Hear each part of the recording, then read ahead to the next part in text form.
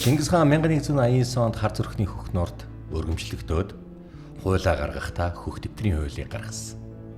За энэ хөх дэвтэр дээр чинь суурилж байгаад 1206 онд бүх Монголыг нэгтгэсэн хаан болохдоо их засгийг бичсэн.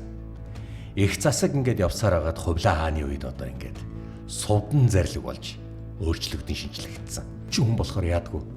Нүүдэлч нь салдгүй. Хоёр ордон байгуулчаад хоёр ордон руугаа нүүж явж идэг. Юмд бэрх хүлээгээр би энийг арайд эндүү хядчихсан нэрэ.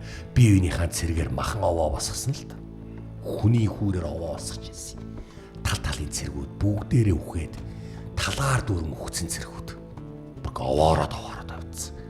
Айхтар дайм болсон штэ нэр чинь хоорондоо. Энэ моорл нэг даалтын хүч. Энэ моорн тэгээд ямар даалтын хүч юм? Би мэдэхгүй явлаа. Хаантам. Та энэ удаа дайнд явлаа гэхэд өмнө нь тохиолдсон шиг юм болох үе л гэж би хайж байна. Яагаад ч юм бэ монголчууд хоорондоо нэгдэж чаддгүй юм? Нэгнийгээ хүлээн зөвшөөрөх байтугай өөрийгөө ч хүлээн зөвшөөрдөггүй.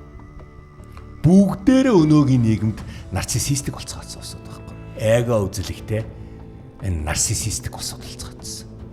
Бүгд хизээч хиний өмнө бурууга хүлээдэггүй. Яаж хийж байгаа л өөрийн зүг болохгүй л муухарлаад зөрүүдлээд дайрчдаг зам.